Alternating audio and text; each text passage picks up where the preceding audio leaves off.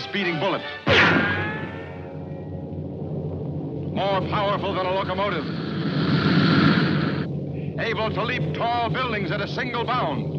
Look, up in the sky. It's a bird. It's a plane. It's Superman. Yes, it's Superman. Strange visitor from another planet who came to Earth with powers and abilities far beyond those of mortal men. Superman, who can change the course of mighty rivers, bend steel in his bare hands, and who, disguised as Clark Kent, mild-mannered reporter for a great metropolitan newspaper, fights a never-ending battle for truth, justice, and the American way. And now, another exciting episode in the adventures of Superman. Hello and welcome to the first episode of DC Legacy Filmcast, the show about DC Comics on the big screen.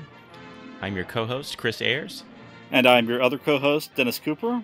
So we live in a time right now where there are more DC characters on the big screen and the small screen than ever before, and we want to do this podcast to see where DC has been as far as movies go, and look forward to where it's going. So Dennis and I previously hosted a podcast called The People v. Batman v. Superman, which ran for 26 episodes, and dealt with our very complex feelings about that film, but also our love for the DC universe on the big screen. We had a lot of fun talking about DC stuff, so we're going to continue doing that. And we're taking a trip through every DC Comics movie property that has been on the screen since 1951, starting with Superman and the Mole Men, which was a pilot for the Adventures of Superman TV show. But because Dennis and I aren't really experts in that area, we have invited someone on the show who is. So we'd like to welcome Jonathan Morris to the show. Welcome, Jonathan. Howdy. Hi, boys. Welcome, Jonathan. So you run a website called The Chronological Superman, which I think is a delightfully insane attempt at fair assessment. Yeah. Cataloging every single appearance of Superman in any media. Is that correct? Yeah, everything from comics, newspapers, serials, movies, books, TV shows, cartoons, and even sometimes personal live appearances and merchandise. Oh, wow. I've spent some time on the site. I went back to page 1, and it took me a lot of clicking to get back to like the very beginning. I think it's been running for 4 years now, and I've narrowed it down now so that each year gets a write-up, and then there's maybe about 40 entries for the year. But when I started, every issue, every arc in the newspaper, every arc in the radio serial all got its own entry. And so in a year, there could be 100 or 200 different entries. So yeah, there's a lot. So what year are you up to right now, the most recent post? I'm just about to start 62, and I'm currently writing up 63. It's hard to get too far ahead because, especially by the early 60s, because we're smack into the Silver Age. Both Lois Lane and Jimmy Olsen have their own books. The Justice League has just debuted. We're about to get into the cartoons. There's even Super Turtle will begin in 63, so I have to cover that. Oh. So there's always a ton of material, and I can barely keep up. But yeah, we're just about to start 62. Wow. So at what point in your life did you get into the Adventures of Superman TV show? Ooh, well, I grew up in a kind of a small town in the Hudson Bay of New York. And we had a small-time local station that played syndicated black and white TV shows in the afternoon. So I had this neat block of the Abbott and Costello show and the Adventures of Superman every day, I think at 3:30, just when I got home from school. So since I was already a Superman and a comic book fan, I was able to watch those Adventures of Superman. I think this must have started when I was 7 years old. So I got to watch them the same way I think that 2 generations earlier or a generation earlier had gotten to watch them. Oh, that's great. Wow. So for the purposes of this show, we're only really going to talk about the first season, but feel free to jump in if any other thing comes up from later seasons, because I know it changes quite a bit. Yeah, it's a whole different show by the last season. Yeah. And so Dennis, you really hadn't seen any of that before, had you, before we started doing this show? I remember watching them here and there when I was a kid, but yeah, I never really got into them. I think I was a little turned off by the black and whiteness as a child. It was really finicky that way. I remember episodes here and there because I love Superman, but then watching the show, just I couldn't quite connect with it. I'd always been aware of it, but never really watched it. I knew who George Reeves was. I'd seen clips, but I think sitting down to watch for this first show is the first time I spent any real amount of time with it. And I enjoyed bits and pieces of it. The film is a fascinating, weird piece of pop culture. Yes, definitely. I guess we can just go ahead and get right into the movie, and there's not an origin story to say anything. No. I guess people knew who Superman was. He'd been in the serials. He'd been in the radio. John, have you seen any of the Kirk Allen serials? Oh yeah, of course. Mm-hmm. You have to see everything for the blog. Sure. Right.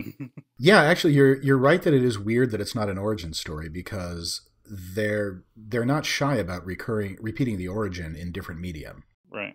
The first episode of the radio serial is an origin, and it's a completely different origin that has ever been done for Superman and was never repeated. Every time there was a new comic, every time when he started in the Sunday papers, when he had a daily paper, they all revisit the origin. But by 1951, I think probably it had a lot more to do with the budget than deciding that the folks knew enough about Superman to get by. Because really, this, I think, was made for about $250,000, which at the time was incredibly expensive. So try to imagine what building the entire set of Krypton, having an exploding planet would have been like, all the costumes, the rocket, the number of actors you have to play Superman's parents, both adoptive and real. Mm-hmm. It's probably a lot cheaper for them just to use these 2 actors and, a dozen extras, 6 secondary characters. Mm-hmm. That's fairly easy to get by on. So you think this was sort of a financial risk at the time? They weren't sure it was going to be successful, so they were kind of hedging their bets on it? That's a tough call. Superman, up until until George Reeves kills himself in 59, is this incredible money-making phenomenon.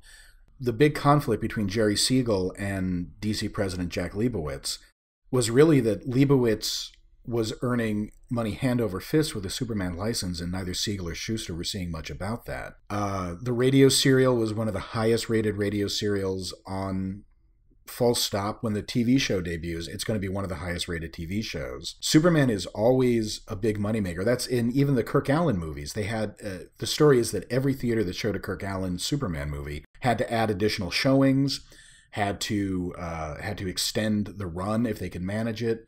He's always been a really big, popular character, but for some reason, when they came to this one, they really went for cheap, possibly because Robert Lippert was the producer.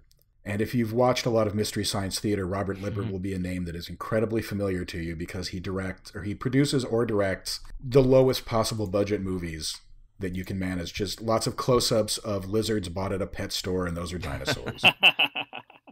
Well, from what I understand, this was meant to be the pilot for the TV show, but this sat on the shelf for about 2 years before Kellogg's bought it and decided, to finally put the TV show into production. Isn't that right? That's about right. I understand that it was really well received. In the theaters, it was well received. I think that the long delay had a lot more to do with trying to set up everything they were going to need to make an ongoing series work. Because they needed to get all the other actors. There's only Superman and Lois Lane in this. There's no Jimmy Olsen or Perry White or other characters from the radio show like Bill Henderson. There was no Daily Planet building. They hadn't really worked out how they were going to do all of the special effects. They really only do 2 in this movie, which is, I guess there's 3. He bends a gun. There's some bullets that bounce off him. And he does some flying. And they haven't really worked the flying out. You might have noticed. Mm-hmm. That he's clearly being hauled up, and sometimes uncomfortably. So the takeoffs look pretty good. They do a little bit more of the work on the takeoffs in the movie than they do in the series. It seems like. Yeah, I think there's 2 that work really well. There's one where he's changing in a windswept alley that looks real good. They did a top job on that. There's a scene at the dam when he's rushing off to save one of the falling mole men. And they clearly haul him up. He tucks his legs as he rises. and of course you probably noticed the point when he swoops in to save the mole man in question. It's a cartoon. They animated that part. Yeah. So they were still working that out. I think that's probably really what was causing the problem. Plus they had to get all the ground crew together. Whitney Ellsworth had been such a big force in the comics and the radio serial and the movie serials for that matter. And he would be really important to the TV show. So I think a lot of that had to do with him getting set up to run this kind of intensive science fiction program, or at least intensive for the time. Well, it's funny you say sci-fi, because the series doesn't really delve much into sci-fi. The movie seems to set up, I guess, probably what was a popular idea at the time, people coming from underneath the earth. Mm-hmm. Like if you think of the Fantastic Four, Mole Man, and these creatures, this unknown world beneath us. And when if you watch the movie, you're saying, okay, great, it's going to be a sci-fi series, and then when you get into the series, it's mostly just like petty criminals and gangsters and like more film noir. Mm-hmm. Right. It's a weird phenomenon of the radio serial, and that's what really guided the television show more than anything else. Is that they didn't do a lot of science fiction episodes, and you would think the radio serial too would not be afraid of doing big budget things because it's all imagination. It doesn't cost any more to go to another planet if you're on the radio than it does to be in another room. But I think lacking the visual spectacle, the radio serial opted to follow those Superman adventures that were a lot more grounded. And then when it came to the TV show was actively following the template set by the radio show, and they kept it really mild for at least the first couple of seasons. Robots and kryptonite will eventually show up, but for the most part, it's crooks. So even all the way through season 6, it's still pretty much just gangsters and small-time criminals? There's always a gangster element. They very rarely have anything you might even consider a costumed criminal. Luthor never shows up, which you think would be a no-brainer. Right. I'm trying to keep it together because I was just remembering my college roommate and I were both really into the show. We used to record them off of Nick at Night. And there was a crook that was described as small-time con man Slippery Elm. Which never failed to delight us. But yeah, so there's the last episode of the series is kind of famous because Lois and Jimmy get superpowers in that one, and they get to do the flying scene, complete with sound effects. There's robots all over. They introduce, I'm blanking on his name. I believe it's Professor Potter. They introduce a mad scientist or a forgetful scientist who's going to become a core part of the plot for a long time. And like in the comic books, Jimmy's going to get in trouble and have a lot of scientific adventures. But you're right, it always takes place in Metropolis. It's always about gangsters messing things up for people. They keep it really on the down low. And that even affects the comic books at the time. The comic books leading up to that had been increasingly science fiction based. We had started seeing Superman doing things like being able to fly into outer space to another planet in a heartbeat. He could grab the sun. He could grab material like burning atoms from the sun and bring it back with him to Earth if he wanted. But when the TV show starts and everything is cops and crooks, the comic book starts to kind of mellow out too. And the comic is a lot more of Superman outwitting criminals instead of, lifting entire mountains, which is what we expect him to do. Right. Well, the first few Superman comics, when he starts, it was basically criminals, right? Before he gets to real sci-fi stuff. His, rather famously, the first targets of his ire, a butler, because he hates butlers for some reason. The first 2 or 3 years of Superman, he will bust into rich men's homes. And of course, the first line of defense is always the butler. And then Superman gets to clean up on the help. But there's a killer who has framed someone else for the crime, for the murder. There's a lynch mob. There's a wife beater. There is a corrupt politician, a corrupt arms manufacturer, and a corrupt entrepreneur who refuses to put any safety measures in a mine he owns, and then a few gamblers. So yeah, when he starts out, it's all I guess what we would consider relatively low-level crooks or low-level threats, given that we know that Superman goes on to fight like Darkseid, the god of all evil, or Doomsday, a genetic machine designed to kill him. But then that takes 80 years to get to that point. Mm-hmm. So I would say a huge difference also in the film versus the TV episodes is the pacing has a little bit of time to build. I think that you have it this is only an hour. I mean, it barely classifies as a film, but we're gonna count it. We have to start somewhere. Right. It's about 55 minutes, I think, which they eventually ended up breaking up into 2 episodes and putting at the end of season 1. Mm-hmm. In the episodes, it seems like Superman just kind of shows up, punches some guys, and it ends. Right. He winks at the camera too. Gotta love a wink. Yeah. Gotta love the wink, right? Or at least a wink implied in this dialogue. He's like halfway telling, I'm kind of Superman, or Clark Kent. He's not very good at hiding. Yeah, that was actually, I think they inherited that from Kirk Allen because the Kirk Allen Clark Kent is such a smug bastard. And he loves to do things like he'll listen to Lois Lane and Jimmy Olsen complain to Perry White, and then turns out he'll be sitting in the corner reading a newspaper, and he'll just drop it and smile and say something smart-ass. So George Reeves having something of that in his Clark Kent is tradition. It's kind of neat that Kent actually, until Christopher Reeves for the most part, is portrayed, at least on film and television, not as a meek weakling, but it's kind of like an easily startled smartass. Really through all of his incarnations. Bud Collyer on the radio show, Kirk Allen in the serials, and George Reeves in the movies and TV show. He claps back. It's kind of fun. Yeah, I was watching some of these with my wife, and she's like, "He's kind of a jerk, isn't he? I don't think I like him." The neat thing about George Reeves, and unfortunately prescient, I suppose you could say, but the neat thing about George Reeves' portrayal of Clark Kent is that he portrays him as a guy who doesn't really take anything too seriously, including having guns pointed at him. When crooks come in, he just kind of stands in front of them and smartasses until it's time to turn to Superman, when he really gets sarcastic. That's the primary difference between the two. Superman will bust through a wall, let himself get shot. That look on his face when he lets criminals shoot him. It's just that kind of, I told you that's not going to work. And then he cleans up on them. It's always so rewarding. And the criminals always, as a last-ditch effort, throw the gun at him. You never know. You got to try everything. You might have just missed 6 times. And this time with the gun, you'll know you'll hit. This film actually lets him have sort of a perspective and have lines, because he's essentially defending the mole man. Mm-hmm. We haven't really unwrapped the plot yet, but the theme is xenophobia. These townspeople are afraid of these mole men that come up from the earth. And Superman, the villains are really the other civilians in this case. Mm-hmm. Yeah, this is a common theme of entertainment really throughout the 1960s.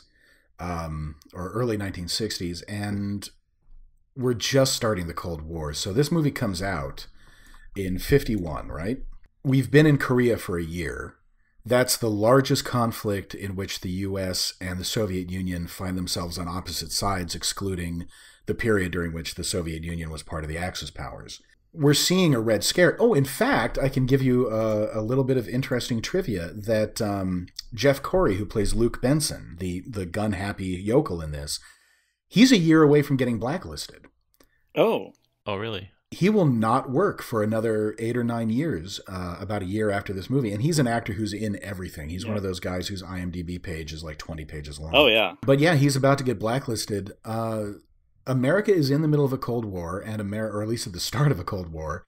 It's also incredibly prosperous, so it's really afraid of losing that prosperity, having basically come out of the Great Depression only a decade earlier. And so Superman, like he will do, really through a lot of his career, is standing up as a message of inclusion and the absence of fear and the absence of xenophobia.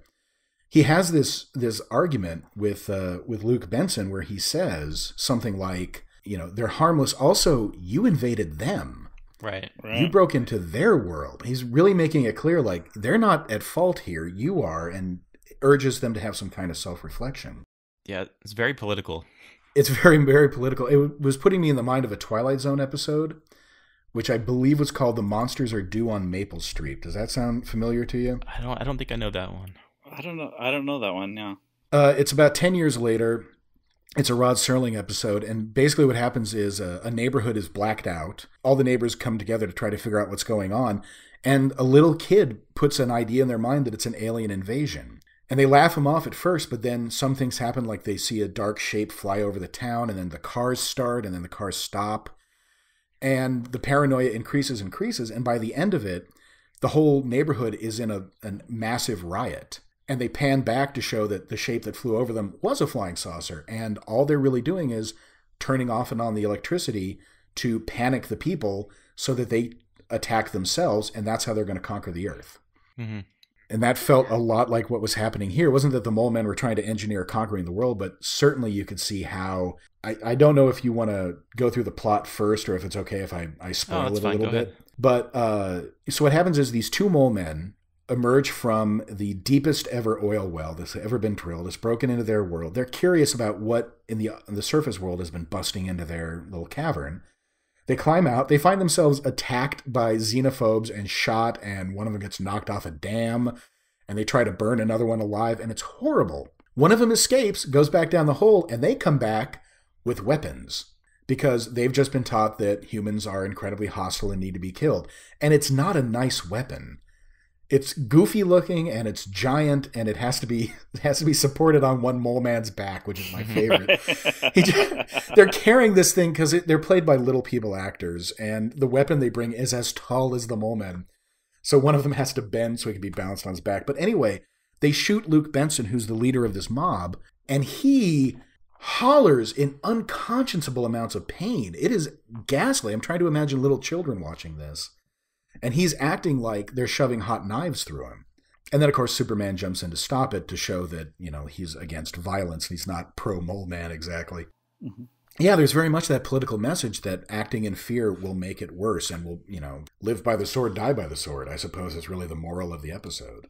So you think this is a reaction to sort of like just a paranoia Red Scare and it's in a weird place in our history? I think it has to be. The history of Superman is, for the most part, he is, organized for the little guy. By 1951, when this comes out, and I've got an article about this I was hoping to find on the chronological Superman, but it's a dense read. But he's always been the character who fights for the little guy. He takes on the bosses, he takes on the politicians, takes on the tyrants and the dictators. A large number of his early stories don't have anything to do with that. He finds somebody who has tried his entire life and because of some unfair circumstance has failed at a boxer who has to give up because crooks have ruined his boxing career. Or there's a later story about a guy who just wants to do some crazy stunts, but fortune always plays against him, so he can't sit on a flagpole as long as he wants to. And Superman's entire job is just helping the little guy get ahead. So in this movie, and in a lot of the episodes of the TV show and the radio serial, that's what Superman is doing. He's trying to help the little guy get ahead. And in this case, basically these are immigrants. They don't speak the language. They have a different culture. They don't really understand where they are. Superman is not routinely portrayed as an immigrant character at this time. They don't make a lot of hay out of the fact that he's an integrated American from another planet. But that's who he's protecting. He's protecting these poor little guys who haven't done anything wrong and just are curious, and that's who he is. I was thinking too of the story I was going to reference is this will help if you have a lot of Superman background, but he fights at one point a character named Robin Hood, who is a superhero at first. He's a vigilante who steals from the rich and gives to the poor.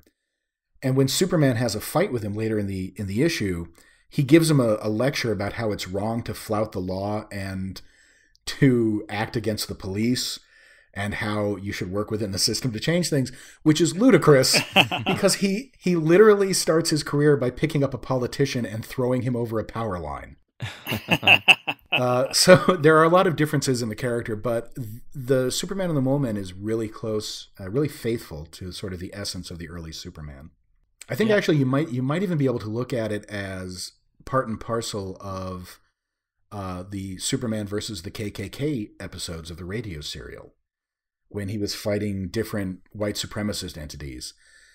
Because again, those were stories about people from other cultures, kids, good-hearted doctors, business owners who just happened to be non-American or were non-white, first and second generation immigrant families, that he would jump in to protect from these xenophobic, gun-happy outsiders. The whole theme of this was kind of a surprise to me, and it was also incredibly relevant to the political situation we're going through today. So it was kind of refreshing. Also a little depressing to know that we're still dealing with the same issues that we were 65 years ago. Yeah, that was really depressing. Even with Superman on our side, we still got to fight that one. Right. Yeah. I just want to know who in the Daily Planet authorized sending 2 reporters to go get this story of the world's deepest oil well. I mean, why do we need our 2 best reporters to go there? The first time I saw this, I assumed they had just been sent to Pennsylvania or something. But no, they're in Texas. They got sent all the way to Texas. Right. And they had to drive in from Dallas. Yeah. Yeah, they mentioned that they're 2,500 miles away from Metropolis. I'm not even sure that works. Is New York that far? While we talk, I'm going to look that up. Yeah, I think, I'm not sure. I think maybe 2,000 miles would be closer to the West Coast, but if we're considering Metropolis on the East Coast. Yeah, the distance from Dallas to New York, assuming that New York is your standard for Metropolis, is only 1,300 miles, so I don't know where they were. Right. Well, I mean, going coast to coast would be about 2,500 miles, right? Yeah, so they must have taken a roundabout way. Right. Well, they also get another measurement really wrong in this, where they're claiming they have the world's deepest oil well, and they say it's about 6 miles down, Mm-hmm. and then that's close to the center of the earth. Yeah. I could walk 6 miles from where I am and still be in the city where I live. Right. So you're not going to be halfway through the earth. But we'll look past that. Right. Yeah, I think actually doesn't Clark kind of snidely say when whoever says, I think it's Lois who says that's almost the center of the earth, and he says something like, kind of. Just sort of dismisses her a little bit. Yeah. Math is hard, isn't it? It is for me. Just for the record, I just checked. It's 3,959 miles to the middle of the earth. So yeah, Okay. 6 miles isn't by. that far, to be perfectly honest. Yeah. Right. It sounds like a lot, maybe, but it's not. And also, there's a very tiny hole that it's like Right. like a hatch. If you imagine you had the deepest well on the earth, you think it would be a little bit larger hole to start with. A little Right. conical, yeah. But Yeah. they seem to do just fine. They got far enough for Mole Man. I guess that'll do them. Right. Yeah. But yeah, so they've ended up in this little town of Silsbee, Texas, population 1,430. Setting it in Texas also maybe sort of political. There's some very conservative people down there. I can sort of imagine a small town in Texas being a little more afraid of something like this than, say, the East Coast. Mm-hmm. I'm going to argue that maybe that wasn't political because, again, I'm sure the budget was a big deal here. And these are filmed in California, and there's a lot of scrubland around California. Yeah. So very likely they just wanted something that they could pass off as being, I don't know, an on-location site, using what they had around them, and probably putting it in Texas seemed to make sense. I don't know if California would have sold to the audiences. And if they were doing an oil well, Texas and oil go hand in hand. So yeah, in 1951, Americans' version of California has been primarily pictures of Hollywood and the palm trees and the glamour and the ocean and the big cities. So telling them that California also has a blasted wasteland where almost nothing grows would be really difficult to sell, I'm sure. Another thing on the location, I understand that the TV show was filmed on the same backlot where they filmed the Andy Griffith Show as a double for Mayberry. I believe that's true, yeah. This movie looked like it also could have been Mayberry. Yeah, I mean, that's Yes. the serials and the early television productions were all really shot in a really small circle of each other. That's one of the things that made MASH look so different, is that it was filmed further out in California than Yeah. most other shows. They just found a desert out there. It's supposed to be Korea, right? Yep, looks good enough for us. I think also Bedford Falls and Metropolis are the same cities, the same Oh, sets. wow. So It's a Wonderful Life to Adventures of Superman is connected. There has to be a lot of things shot on that backlot. Oh, I'm sure. It seems like they reuse the same alley repeatedly so many times. They It's do. always, They will. This is a stock footage, really. I think you have running down the alley and then running back out as Superman. I think even in the first season of the Adventures of Superman TV show, the same facade is used for different businesses. So there's a dealer in clay potteries and vases and such, and that's going to be the same business that you will see Superman run into, or Clark Kent run into, to ask questions of a business owner, and it's a completely different business, but same frontispiece. Yeah. So the plot of this seemed to have like sort of an X-Files vibe to it, where you have, a man and a woman showing up and there's like this weird thing happening, and Superman's a little more understanding of weirdness, and Lois is a little more skeptical, like Scully. That's an unfortunate thing about depictions of Lois Lane in the TV show, the radio, and this serial, is she sometimes has a really dismissive incuriosity about the world. So they walk into this shack where a beloved character they've just recently met has died of a heart attack, and Clark notices that it seems weird, and Lois goes from being shocked at seeing a dead man to, in about 5 seconds, going, "Oh, for gosh sake, Clark, it's a heart attack. End of story."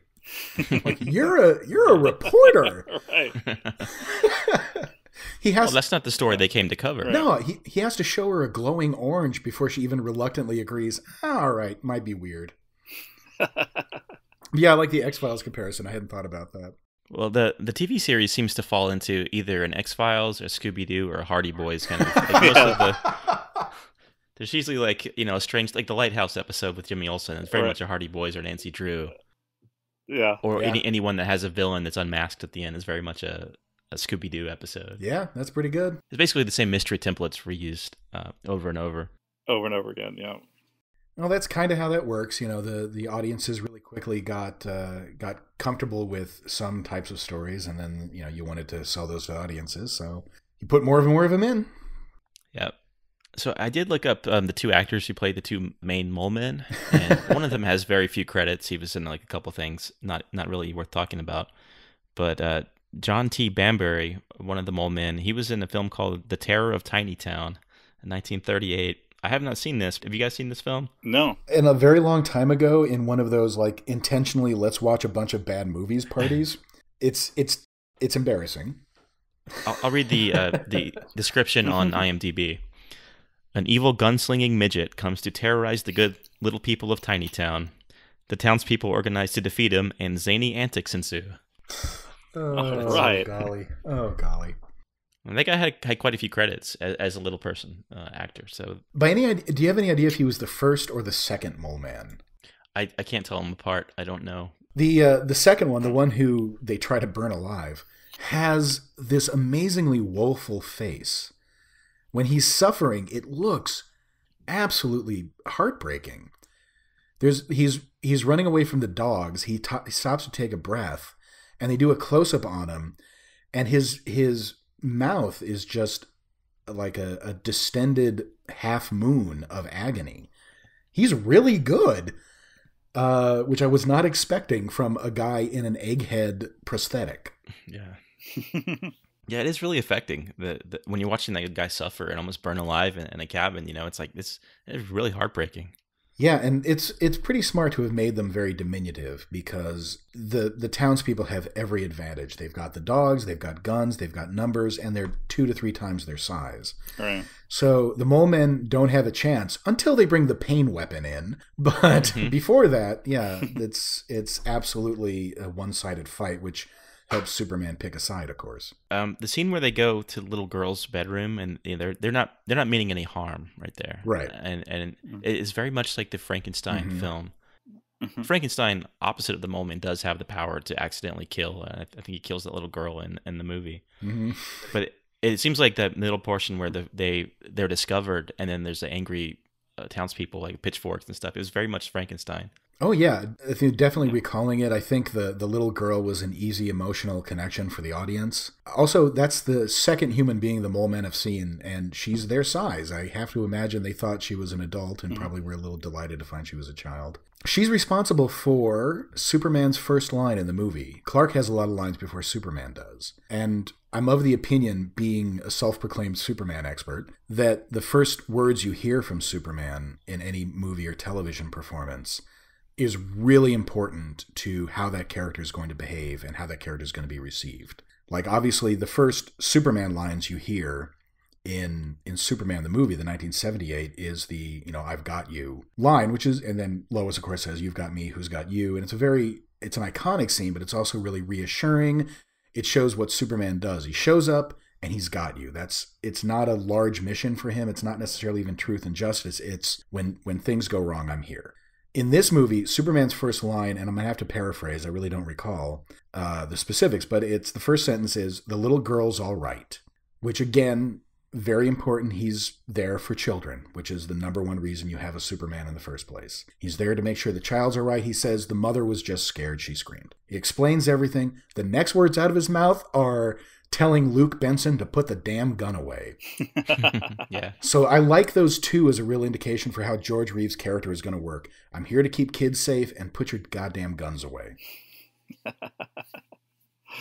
After watching the film for the second time, after watching the entire first season, I think the performance and the dialogue for Superman in this are way better than anything in the first season of the series. That might have a lot to do with Whitney Ellsworth, who is co-writing, and he's going to be conforming really strictly to the radio serial's form of address. But yeah, it's never going to be a really complicated or nuanced performance because they're really trying to play it big and bold for the young audience. I think you're right. I think this is one of his best written bits. He gets several opportunities to confront a lynch mob and get shot at, which is primarily what Superman does best on screen. So, yeah, at some point he actually says, "None of you can be trusted with guns, so I'm going to take them away from you." And then he calls them Nazi stormtroopers. I'm like, wow. I love that. Oh, he calls them Nazi stormtroopers, and that's the scene where let me see if this is the one in front of the hospital, right? Yeah, I think so. Yep. I was watching it and I had to screen cap it and tweet it because I loved it so much. Yeah, he sends Lois inside, tells them very sternly that shot could have killed Miss Lane, and then calls them Nazi stormtroopers, says he's going to take their guns, and they shoot him again. So the following scene is him cleaning up on a lynch mob. Yeah. Just dives into it. He picks one guy up, throws him into a bunch of other guys. And what I love about that scene so much is they fade to black in the middle of the fight. Like, this is going to go on a while. We don't have time to show you the whole fight. We got to get to the next scene. Pan out, and you just assume he just beat the hell out of 30 men. He is Superman. I mean, it's what would happen. It's what he does. He is Superman. It's what he does. I really do love Reeves' portrayal so much. Yeah. And this one especially. I mean, it was so overtly political and just in your face that I was like, I can't believe they're doing this in the 1950s. Although, back then it was perfectly okay to punch Nazis. It's still a debate now, like what the role of violence is in the discourse. But not for me. Yeah. I think it's still okay to punch a Nazi. I'm gonna come down on that side. No, you won't get much argument from me. We shouldn't go too far into that. I'll advertise my other blog, which is called In der Fuhrer's Face, which is a collection of comic book covers and cartoons depicting American heroes punching Nazis. Oh, awesome. Well, we will link to that in the show notes. Excellent. Also bringing up World War II, so some of the context maybe we didn't mention at the beginning is that, America hadn't been out of World War II for that long at this point, and a lot of these men were coming back home and trying to figure out where they fit into society. George Reeves himself had been in the war, but he was more in the entertainment division, almost like Captain America was, like entertaining the troops, making movies about morale and stuff, and plays. So that's really interesting that he does sort of basically come from a military background. We can almost wrap up the movie here. Dennis, do you have anything else on the film? Just thought it was a very strange way to introduce Superman, so far removed from anything. The only normal things about this Superman was that he turned into Clark Kent and Lois Lane was there. I mean, everything else, it's in Texas. He's fighting aliens, which don't really appear during the show. Yeah, it's overtly political. There's not really. I mean, there's the lynch mob, but they're still citizens. They're still kind of normal humans. They're not really bad. It's a very interesting introduction to Superman, who's usually has such very clear black and white, good guy, bad guy moral plays to act out. To do this very complex and nuanced story is interesting as an introduction. That's a good point. Yeah, there's also no Perry White, no Jimmy Olsen, no Metropolis, no Daily Planet's mentioned. Mm-hmm. And I think Clark gets out a great Scott, and that's really it for your typical Superman experience. Mm-hmm. Right. But he looks great in that costume. And it's so like good. He does look great in that costume. He's so skinny, though. Maybe here he was. Put on some weight, maybe later. 51, he's so skinny. By the time the show's on, he's a little beefier. It's difficult to wear that ridiculous suit and look confident in it. And that's something that Christopher Reeve, does very well too. Mm-hmm. Yeah. The suit is padded, right? Yeah, it's really, really heavily. The shoulders are heavily padded in the movie. Mm-hmm. And I think for the first season, he wears a completely padded musculature. But as he gets bigger, he doesn't have to. So I think it's like second or third season, you can start seeing the actual just George Reeves. Okay. Gets a little bit of a belly, in fact, in 5 and 6. Super belly. Well, what you got to do? Yeah, you get on in years. Lois is a good cook, maybe. Hey, Superman likes the burgers, right? Good hamburger sandwich, yeah.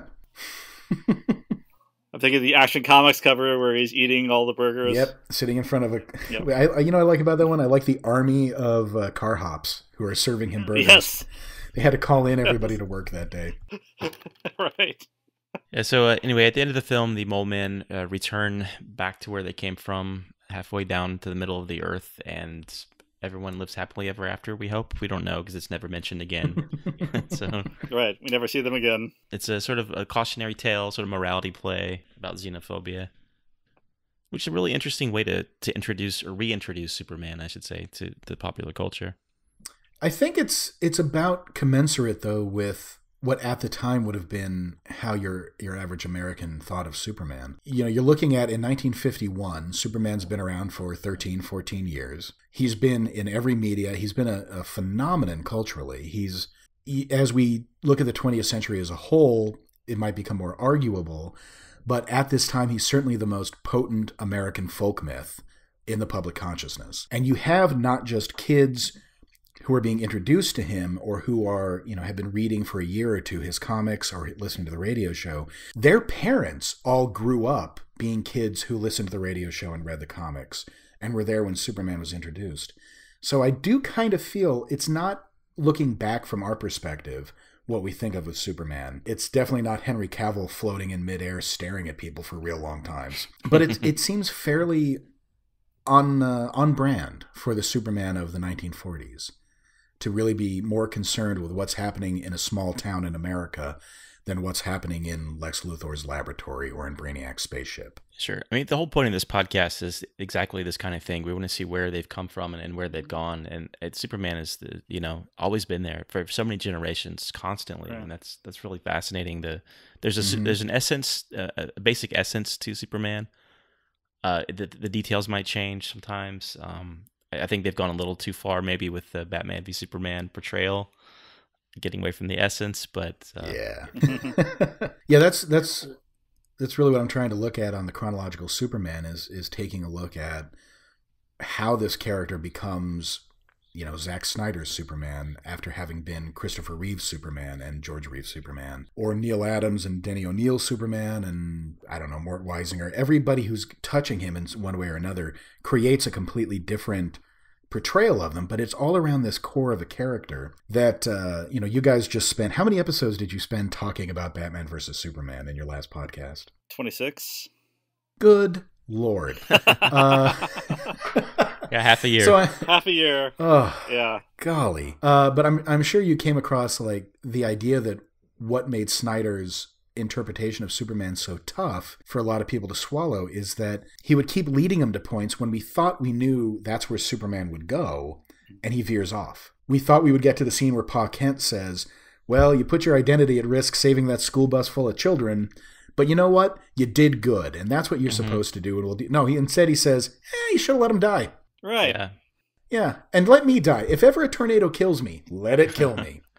He gets punished for doing the right thing. You know in your heart it was correct to save those people, and you're not getting the reinforcement that that's the right thing to do. Right. Yeah. I mean, I think the cool quality of Superman is that, his parents, Jor-El and Lara, were such good people on Krypton, but also his adoptive parents, in Kansas, his Kansas parents were very good people and raised him with values and morality. And I think that the Zack Snyder universe subverts that. It's only his nature of being the son of Jor-El that makes him be good. His Earth parents are like, do what you need to do. I think I see what he's trying to accomplish, which is he wants to make Superman someone who knows what's the right thing to do and tries to do the right thing and is not supported by anyone ever, but still tries to do the right thing. It's heroic in that fashion. But up to Zack Snyder's interpretation, there's an essential humanist message to Superman. Because you're right, his parents, Jor-El and Lara, they sacrificed themselves to save him. In most incarnations of the origin, the ship is big enough to take Lara to Earth. And she every time says, I stay with you, we're gonna save our son. And his adoptive parents are wonderful people. But the other thing is, Jimmy Olsen is an amazing kid. He's brave and he's intelligent and creative. Lois Lane is diehard and devoted to truth and justice, and she takes no guff. Perry White is a crusading newsman. He's close friends with Batman, Wonder Woman, all the members of the Justice League. He keeps meeting human beings who are amazing. That's the core of Superman, is this humanist idea.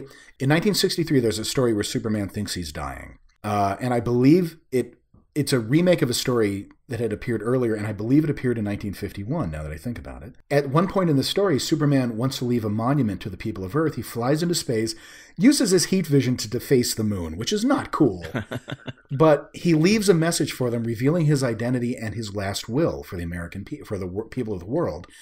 And it's, do right unto others, and every man may be a Superman.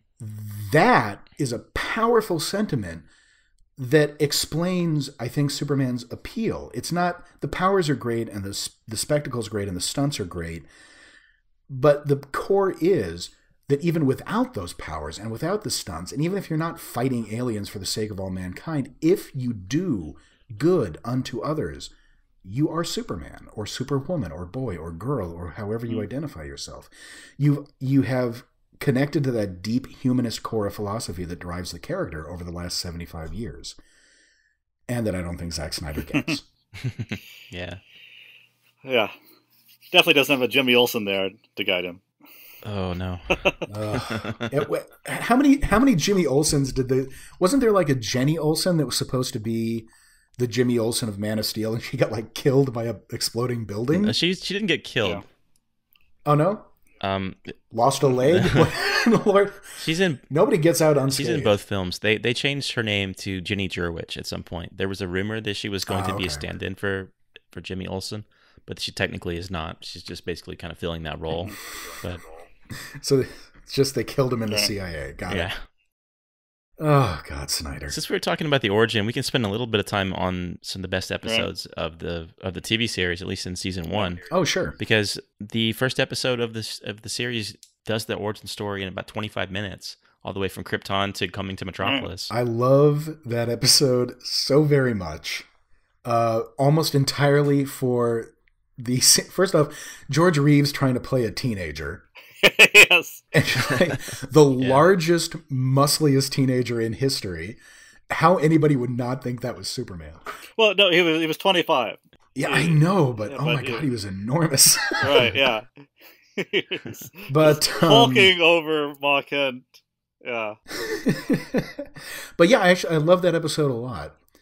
And also the other thing I love is the bit where Clark Kent is walking through that montage to show that he's now in Metropolis, and he's obviously just shifting from foot to foot. Yes. Love it. Right. Yeah. But yeah, so that would have been your introduction to the black and white TV show. So I'm kind of curious how you two felt about that depiction of Superman. Well, I really loved how Flash Gordon-y Krypton seemed. It just looked like literally like the Flash Gordon costumes. They were almost like medieval. They had flaming torches on Krypton. They always do that. He had the screen with his plans that he pulled down like a film view screen, like you were going to project a film on.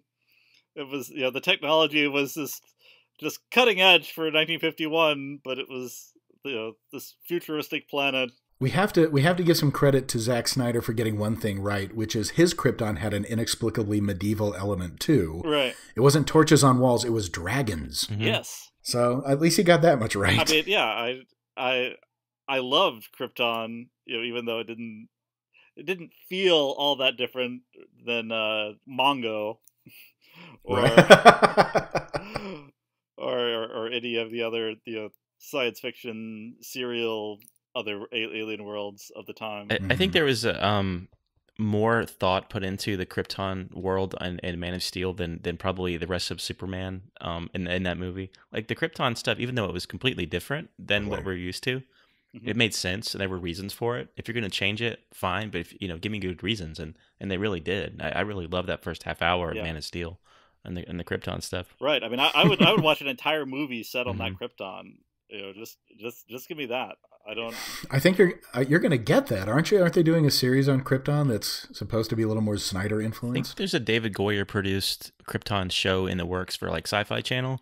Oh, okay. Yeah, brace yourself. It's David Goyer, so good and bad. Yeah. I like some of his stuff. Yeah. The thing I noticed about in this episode on Krypton is that when they pull out, there's a wide shot of the Griffith Observatory in LA, which is Mm-hmm. basically where they're launching the rocket from. People will notice that from Rebel Without a Right. Cause, or more recently, La La Land. It's a Oh, very famous LA landmark, and it was like, oh yeah, that's not Mhm. Right. Krypton. I've been there. I know what that is. L.A. is what the world will be when we are as advanced as Krypton. Yeah. right. Also, the names of his Earth parents, are not Mhm. Jonathan and Martha. They're Right. Sarah and Eben. And I don't know at what point they became Jonathan and Martha, or if this was a departure from the original source material. Do you have any idea? Yeah, it happens in the Superboy comics. Not right away, though. I believe it's Mary and Eben for a long time, and briefly becomes Mary and John, and then you get John and Martha. And that sticks around from about 1957, 58, all the way to the present day. Yeah. Well, Martha became very important last year in the Batman v Superman. Yeah. Right. Save That's- Martha. Yeah. That movie is a tough watch. Man. I think it's tough to watch it. Try talking about it for 30 hours. Yeah, right. I love Superman, and I sit through reading every comic and newspaper strip and especially listening to all the radio serials and the cartoons and all that. You go through a lot of garbage. Like 30% of what you read is awful. But at least reading it or listening to it or watching it, I walked away thinking, okay, well, I can see how this fits into the grander scheme of Superman, so it was worthwhile. The Man of Steel and Batman versus Superman are really hard to look at in any context except, well, this is what happens when a corporation has to try to sell something to the entire world. It just becomes gray and weird, and it's trying to hit too many buttons at once. But we're not here to talk about Zack Snyder. I'm very sorry. I have It's okay. We've done that a lot. Yeah. I'll spare you. We'll give a plug to our old show again. It's called The People v Batman v Superman, and it ran for 26 episodes. And we have recently finished that up and moved on to this podcast. Yes. But yeah, true to form, his father dies of a heart attack in early on in this episode, which I always thought that's such a sadly poetic thing. For as much power as Superman has, he cannot save his father from a medical condition. It's one of the best elements about him. You can see why Grant Morrison recovered it for All-Star Superman. Yeah, it's always heartbreaking every time I see it. Mm-hmm. Well, I like the thing that I got into reading Superman comics, reading with Man of Steel when the John Byrne Man of Steel series came out in the 80s after Crisis, and one of the big changes that John Byrne did was he kept Superman's parents, Jonathan and Martha Kent, Mm-hmm. were still alive with a grown-up Superman. And I really liked that because it gave Superman someone human to talk to, so human connections that weren't like romantic entanglements or his buddies from work, but his parents. It really grounded him and was really nice. I was a big fan of that too. Yeah, I liked that they were that was a good reboot of Superman, even though at the time it felt a little chaotic and strange. But it was a great reboot because they started over from scratch, and they gave you the living Jonathan and Martha Kent to let you know he's still young. He's not the Superman who's been around for 50 years. He's a Superman who's been around for 2. He's fresh out of college. So obviously his parents are still alive, and they're still a big part of his life. I really enjoy that quite a bit. Yeah. So the first episode wraps up with Superman Clark Kent going into Metropolis, begging for a job at the Daily Planet, being denied, and then saving a guy who's dangling from a Zeppelin. Right. as some kind of trial by fire, prove your worth. And he comes back and gets an interview with that guy and is immediately hired. Were Zeppelins really that common in 1951? By 51, no, I don't think so. But you can just pretend that this was a few years in the past. Okay. I do believe this actually was based on an incident that happened back in the 30s, though. That there was a guy who dangled from the bottom of a Zeppelin over a city, which is terrifying to think about. That is really, really scary. I'm glad Superman was there to save this guy. Yeah. 32 was too early, though, so. So there are a lot of early episodes that they hinge on some kind of secret code or message, and it's really strange delivery systems. like the ventriloquist dummy. Yes. Yeah, that's a bit of a holdover from the World War II stories, to be sure. Like code breaking kind of stuff. There's the Peppy the super monkey, a organ grinder's monkey who has somehow been given this message but delivered to the wrong people. Right. Yep. Well, I love that Lois gets it, and then Lois is like, "This is a story. I'm gonna go follow this. The monkey just gave me a story. I'm going to Washington D.C. on the planet's dime because the monkey told me to do it." It's a scoop. Lois Lane is just feeds on scoops Yeah. in this show. Yes. I'm sure the word scoop comes up more than any other word. Well, I had an anecdote about the monkey mystery, which is a little off topic, but my college roomie and I used to host Superman Day parties on June 23rd, I think it is, which was really just an excuse to get our friends together and drink and watch bad movies and stuff. And so we were watching some assorted episodes of Superman, including the monkey mystery, and we had a drinking game set up where you picked up a card, and if the thing that was on the card happened, you had to take a drink. So I think I had Jimmy calls Perry Chief. I think my roommate had Lois says the word scoop. And our unfortunate friend John had Jimmy says golly. And I think Jimmy says golly 23 times in this episode. About 4 minutes in, he just said he couldn't do anymore. He'd had to take a shot every time, the poor guy. And we'd made a horrible drink called a Kryptonite Cooler, which was basically creme de menthe and vodka. So yeah, we almost killed him that night. Oh gosh, is there a significance to June 23rd? I believe that's the actual Superman Day. It's supposed to be the day that Action Comics #1. That was the date on Action Comics #1, even though it actually came out in April. Oh, okay. Yeah, it looks like it's the 12th of June. We haven't celebrated it in a while, so. Okay. This year, maybe. No. Well, the Origin episode had his rocket landing on April 10th. Oh, nice. So they gave us an April 10th day for Superman's landing, and I guess that's also the day that Eben Kent has a heart attack.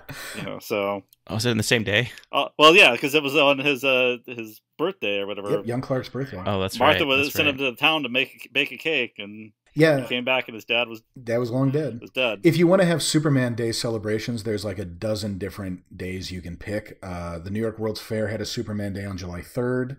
Superman's birthday, canonically, at least up through the crisis, was February 29th. Oh, right. It's on the DC 1976 calendar. I love that calendar is my life. Yes. I still have the one I had when I was a kid. And Miracle Monday, of course. This book that was written by Elliot S. Maggin and predicates that in the future there is a celebration of the day that Superman defeated Satan. Ooh. It's a worthwhile read. All right. I just want to go back to the super monkey for a second because I'm assuming yes, please. I'm assuming this predates Beppo, the super monkey, and Legion of Super Pets by a little bit. Yeah, by a good decade, actually. So I got really excited to see a monkey in a Superman outfit. That is pretty exciting. Yeah. If there's anything more exciting, I don't want to see it. I couldn't take it. Right. One of my favorite episodes was episode 8, which was the villain was a Mr. Big, and this is one of the sci-fi episodes. There's what they call a hypnotherapy transmitter, basically a mind control device. Mm-hmm.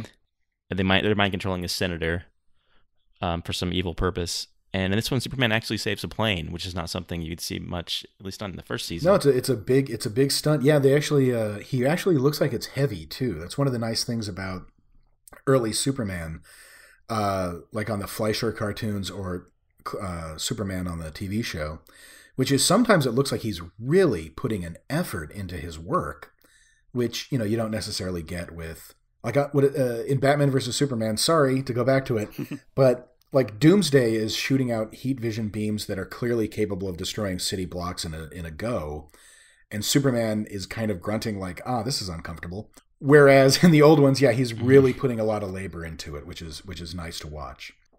But yeah, this episode, The Mind Machine, is also one of those where wild incuriosity seems to rule the day because 2 witnesses in this high-profile crime case die mysteriously. And nobody seems to think it's anything but a coincidence except for Superman. And he mostly cares because Lois is up next. But Yeah, there are so many little plot holes and inconsistencies in all these that you have to overlook them. You know what you're getting yourself into. I think there is a robot in episode 17, the remote controlled robot, which is one of the worst robots I've ever seen on screen. What do you have against the shape of squares and cylinders? I understand where it came from. It's the only thing a human can move in. They didn't really have form-fitting robot armor, but it was incredibly silly. Well, if you don't want silly, I'm afraid the next 5 seasons of Superman are going to be a little trying for you. No, we like silly, actually. We wish there was more silly in the Zack Snyder versions. Yes. Good. I definitely err on the side of silliness than darkness. Mm-hmm. That's I was writing about this really recently. Streaky the Super Cat, who was Supergirl's first super pet, she gets a couple, gains his power from something called Kryptonite X. And the neat thing about it is, when the Kryptonite X wears off, he stops being a brave and courageous cat and becomes a timid little meat cat. So in other words, Streaky had a secret cat identity. That is delightful. Yeah. That is one of the funniest things. They had the cat he's a shy, timid cat until he puts the cape on. That's hilarious. He's the cat version of Clark Kent. One of the feral cats in our neighborhood that we feed sometimes, we've named him Streaky. So we always enjoy seeing him because he's very fast. Also, episode 21 called "The Human Bomb" was an interesting episode because Superman has to solve this with intelligence, not just jumping through a window and punching bad guys. But it's one of the times where he comes up with a plan and has to outsmart the villain, that was one of my favorite episodes of the first season. That is a good one. It's nice to see him stretch beyond flying and punching because they will come to rely on that more and more as the series goes on. Yeah, so my first experience with this was quite, I would say, delightful. I mean, I really enjoyed watching these ridiculous plots, and I wish there was a little more problem solving with intelligence rather than punching, but I did quite enjoy season 1. Good, that's good to hear. You going to give the other 5 a chance? I think I will eventually. We have a lot of stuff to get through. Our next episode is going to be the Batman 66 film, and I at least want to rewatch season 1 of that, which is 32 episodes, right. I think. 34 maybe. It is. It's a lot. I love them, though. I actually like the first season a lot better than anything else. It's actually kind of grim. Be ready to be a little terrified by some of the villains. Yeah, I've definitely probably seen most of them in syndication back when I was a kid. I'm looking forward to kind of watching them all chronologically because I bought the whole box set on Blu-ray when it came out, and I haven't really gone through and watched it all yet. Yeah, that'll be a lot of fun. Yeah, I enjoyed these Superman episodes as well. I didn't get as far into the season as you did. I just watched the first disc. It was very interesting to see Superman, how much of the Superman that I think of in my mind, was already on screen in 1951. It's already part of the Superman mythos is all there. That Jimmy Olsen and Perry White and Lois Lane, Metropolis and Clark Kent with the glasses and with the fedora all the time. Mm-hmm. I miss that he wears hats, but you can't really get away with that. Right. Mm-hmm. Yeah, but he takes off his hat and his hair is perfect. I don't know how you do that. It's just incredible that whether he's wearing a hat or not, it's just his hair is spot on. I think it'll be rewarding for you guys to check out the rest of the series. And I know you're going to be getting to the Batman movie before you do that, but you're getting to the point where Superman stops being the most popular superhero in the world. So you're going to get to see a really neat change between 1958 and 1966. Wow. That's some good context. That's pretty much what we're here to do is take a look at this as a whole timeline of how it changes over time. So it's going to be fascinating. Cool. All right. Well, John, we really want to thank you for coming on the show and filling in these gaps in our Superman knowledge. My pleasure. We appreciate it. Do you want to plug your websites and podcasts again before you go? Oh, boy, there's so many of them. There is The Chronological Superman, which is at The Chronological Superman on Tumblr, or you can just Google it. I also do a blog about bad comics, or at least forgotten comics, called Gone and Forgotten. And there's my second book is coming out. Do you mind if I mention that? Go ahead. I did a book last year called The League of Regrettable Superheroes, about 100 of the weirdest and most really forgotten superheroes of the last 75 years. And I'm now doing the sequel, The Legion of Regrettable Supervillains, which will be out on March 28th. And then outside of the comic books, I also do a Columbo podcast. So Awesome. You stay busy. That's available. Yep, just one more thing. Available at jomtpodcast.com. Great. Again, thank you so much for coming on the show. My pleasure. We're going to take a break, and when we come back, we're going to talk about the Superman curse. So stay tuned. The Adventures of Superman, now free in special boxes of Kellogg's Sugar Smacks. Yes, kids, there's a free, exciting 32-page comic book about Superman's adventures in each special Sugar Smacks box. Let's take a look over this boy's shoulder. Duel in space. Wow, I'll bet that's exciting. Yes, looks like Superman's in trouble. Find out how Superman escapes. Get your free comic book Duel in Space today, or the Superman Time Capsule, or the Super Show of Metropolis. All free are thrilling new adventures of Superman. There's one free in each special box of Kellogg's Sugar Smacks. Get one today. Welcome back to DC Legacy Filmcast, the show all about DC Comics on the big screen. I'm Chris Ayers. And I'm Dennis Cooper.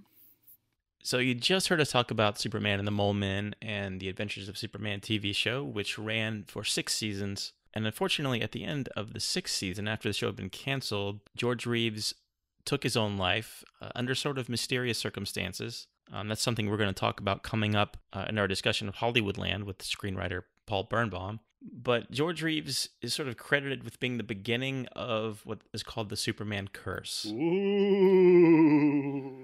I myself am not very superstitious. I don't believe in supernatural elements or magic. But you have to admit, when you look at all the details of what is believed to be the Superman curse, you got to admit there's kind of something to it. Let's see. So, like we said, Reeves is sort of the beginning of it. His death was under sort of suspicious circumstances, but the main problem was that he was sort of typecast at that time and really wasn't able to find meaningful work for himself outside of being Superman. People could only see him as Superman. But he was a great Superman. I mean, with a slight attitude adjustment, he would have been fine. I think that he was chasing this kind of idea of being a successful movie star when he didn't realize that he was a successful television star. The main thing is typecasting, but there are a lot of tragedies that befell other Superman actors. Of course, Christopher Reeve played Superman in 4 movies, and he fell off a horse in 1995 and was paralyzed. And you probably remember seeing Christopher Reeve in a wheelchair, barely able to move. Yeah, that was definitely tragic, but that could happen to anyone. And I don't think that he thought he was Superman. I think it was just an accident that befell him. And he also wasn't really known for much else other than Superman at that point. He had other roles after, but nothing as recognizable as Superman. Right. And I think the most notable thing is, again, when he guest starred on Smallville. Yes, as Dr. Swan. I remember that and being really excited for his appearances, but I don't think they utilized him terribly often. I don't know if it was just a matter of they got him once and then they had trouble getting him in again, or what. That show seemed to have a lot of really spectacular casting choices who were on for one episode and then disappeared. But it's a nice callback because DC shows tend to do that a lot. They cast actors that have been in previous shows. Oh, yes. Yeah. In fact, Noel Neill and Jack Larson from The Adventures of Superman turned up in Superman Returns. Yes. That's it is fun to see the actors and to get that kind of nostalgia factor on screen. To see the actors that we've grown up with again. I love seeing the idea of Billy D. Williams finally playing Two-Face in the Lego Movie. Those kind of things are something we're definitely going to keep an eye on as we go through the history of DC movies on screen. So also 2 of Christopher Reeve's co-stars are supposed victims of the Superman curse. Marlon Brando, who played Jor-El in the first movie. He made a ton of money off of that, but people felt like Brando was kind of slumming it to do a film like this. And it was kind of clear that Brando wasn't like super enthused about being in this movie. He was kind of like phoning it in. I remember seeing an interview with Brando talking about his performance, and how he always likes to read off cue cards because it looks like the actor is searching for the words. Basically, he just didn't want to memorize his lines. But Brando didn't have much of a career afterward. He did have sort of that supporting role in Apocalypse Now. But he after that, his career devolved in some really strange choices. Like, for instance, The Island of Dr. Moreau, which is a fascinating study of how wrong a movie can go if you're ever curious about that. Don Juan DeMarco. And he put on a ton of weight after appearing in Superman. So in a way, it sort of signaled the end of his career. So the curse of Superman is saying that that Marlon Brando got fat was how the curse affected him. Well, got fat and basically lost his career and died in 2004, which was about 4 months before Christopher Reeve passed away as well. That doesn't necessarily have to kill you, but it does sort of ruin your career according to the theory of the curse. According to the theory of the curse, okay. I hate to spoil things for everybody who believes in the curse, but death is the result, the end result for us all. At some point, we are all going to die. That is very true. We don't like to think about it, but it's going to happen. Sorry.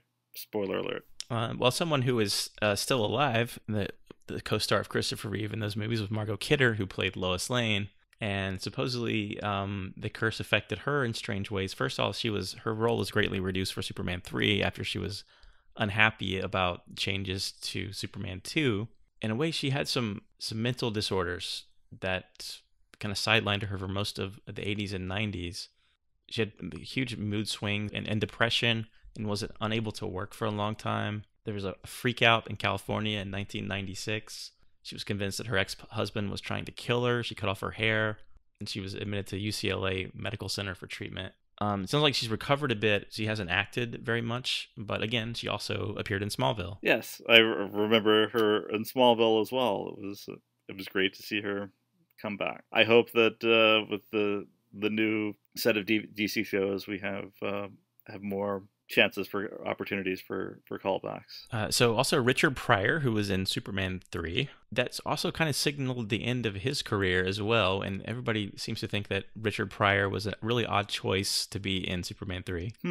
He in 1986 was diagnosed with multiple sclerosis, and he had a heart problem. He had triple bypass surgery in 1990, and eventually passed away in 2005. But after Superman 3, he didn't have much of a career either.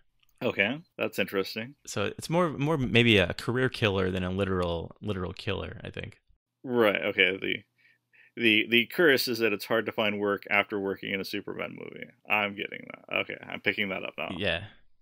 Well, it's not one thing, but it could be both. Right. I mean, you could even claim Brandon Routh, who played Superman in Superman Returns, was really typecast, and he hasn't appeared in very much that's been memorable. He does play Ray Palmer, the Atom, on Legends of Tomorrow. I do confess that Brandon Routh's turn as the vegan ex-boyfriend in Scott Pilgrim was pretty brilliant. I mean, right, and that, even though that was a very small cameo, I remember that very much. And I really liked him. But it seems like he's definitely been typecast in comic book type movies. He's such a likable guy. I really did like his portrayal of Superman. Unfortunately, he hasn't been able to turn that into any really high profile acting gigs since then. Well, I think having a recurring gig on Legends of Tomorrow is a pretty high enough profile gig. Right, but I think when you start off as like the lead actor in a tentpole movie and then really don't appear as a lead role again on the big screen, I think people can argue that that's part of the curse. I think that there's a very definite big screen looking down on small screen. That movie actors don't appreciate TV actors, but really that's just arbitrary. That's just an arbitrary distinction. The TV actors are working just as hard, if not harder, than movie actors. Just have a gig that is recurring. I think the lines are a lot more blurred now, where there's a lot more crossover, and it's not looked like as slumming if you're going from movies to TV. But one of the things with George Reeves is that he had been in movies like Gone with the Wind and From Here to Eternity. He had small parts, but was never going to be a leader like Clark Gable or Burt Lancaster. Like he was sort of relegated to the small screen and didn't think that was good enough. Mm-hmm. Oh yeah. Well, I'm not making the judgment. I'm just saying, what he probably thought. Right. Oh yeah. I agree that he probably looked down on his role as a TV Superman, but I would hope that we've come a long way since 1959, and television actors, I'm sure, are very excited to have work on television now, even if they do want to do films later. I think there's this kind of perception that you can do TV work and then go into films, and that's okay, but then you can't go back to TV for whatever reason, and I don't know why that is. I think that you should be able to go back and forth as you please. Yeah, for sure. I'm not going to argue with that. I think things have changed quite a bit. I'll also add, because this is on the Wikipedia page for Superman Curse, Kate Bosworth, who claimed, even though she didn't suffer from any physical attacks or any kind of accidents, she lost her romantic relationship with Orlando Bloom after Superman Returns, and this is something that she claims she was a victim of Superman Curse.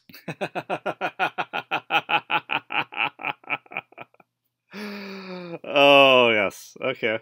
Well, the Superman Curse, it's like Bizarro Kryptonite. It affects different people in different ways. It's sort of a catch-all for any malady you may have.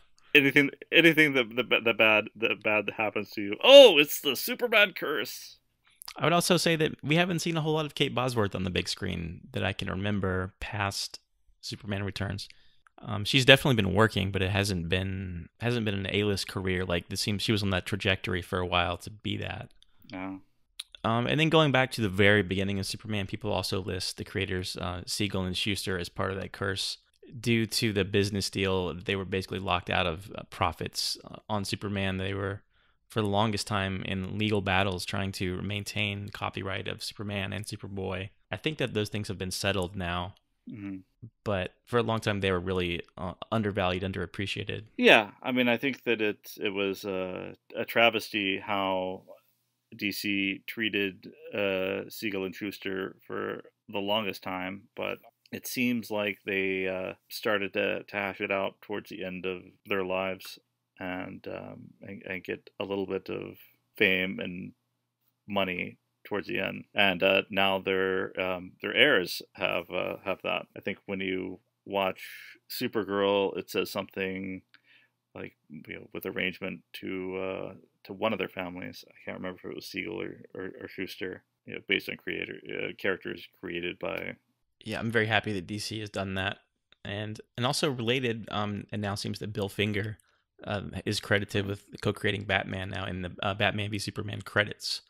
We saw for the first time that Bill Finger was given an on-screen credit for the creation of Batman. Yeah, on an interesting side note, what I've been reading now about Jim Starlin is that he said he made more money from the inclusion of KG Beast, a character that he created that was used in Batman v Superman. He got more royalty money from that and from DC than he did from Marvel for using Thanos, Gamora, and other characters that he created.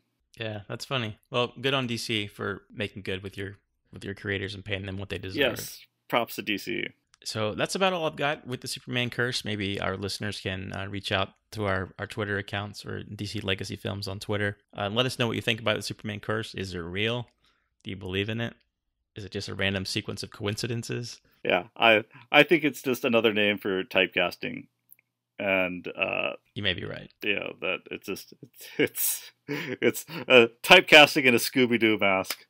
That you just reveal it, and underneath it's just plain old typecasting. That people take a role in these movies, and they become famous for playing these characters and associated with these very beloved characters. Very recognizable characters, and then they're typecast afterwards. Some people, like Kevin Spacey, can visit the world and continue on. Other people, just become subsumed by their role. I don't know what the difference is. I guess if you look hard enough, you can find a pattern in just about anything, and kind of it's a confirmation bias, I suppose. True enough. So that's about it all we have on the Superman curse. Keep listening. We'll be right back with an interview with screenwriter Paul Bernbaum, writer of Hollywoodland.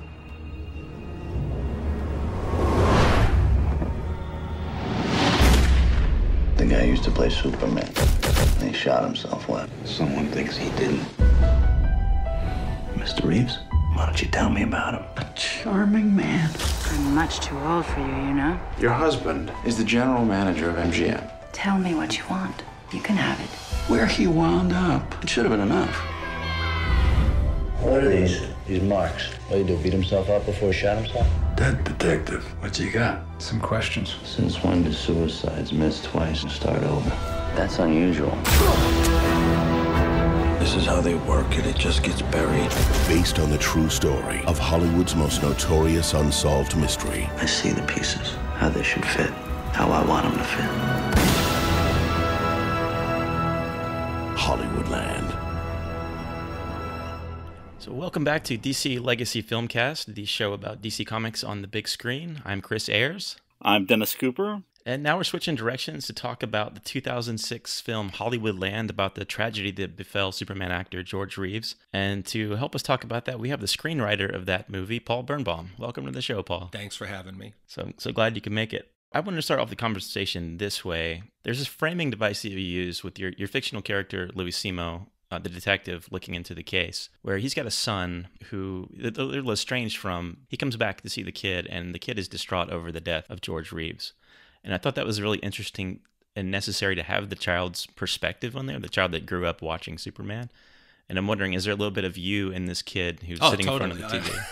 I'm all over that. I mean, I grew up watching that when I was a kid. I didn't watch it on the when I was too young for when it first came on the air, but I watched it on reruns on Channel 11 in New York. I come home from school every single day, watch every single episode 100 times. I would hide behind the couch, for the episode when he got frozen. I once actually wore a cape to school under my clothes. So I thought that was an integral part for me of what the story was about, was the effect he had on kids. It seemed like the detective at first is a little ambivalent about the whole thing. And when he realizes his kid, that he can maybe sort of form a connection with this kid, at least maybe prove that it wasn't a suicide, that maybe that might help his kid a little bit or help him connect with it. Yeah, I had been trying to come up with this was in my head for a long time to do this story, and for years and years and years, I'd kind of come back to it and try and figure out the way to tell it. How do I get into it? How do I tell this story? I had pitched it, I remember, to Showtime as just, who killed Superman? Mm-hmm. And they came back with, no one knows who he is, no one cares.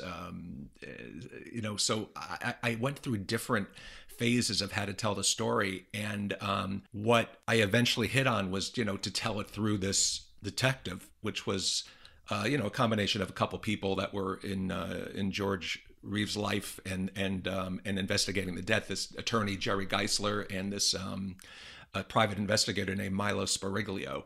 And the actual character's name in the original script was Lamar Moglio.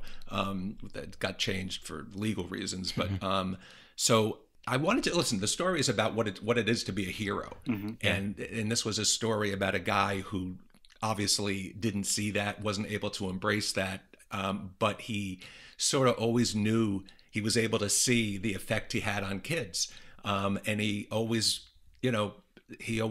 managed to, when he was in that situation, to play that part, even though he hated it and was miserable doing it.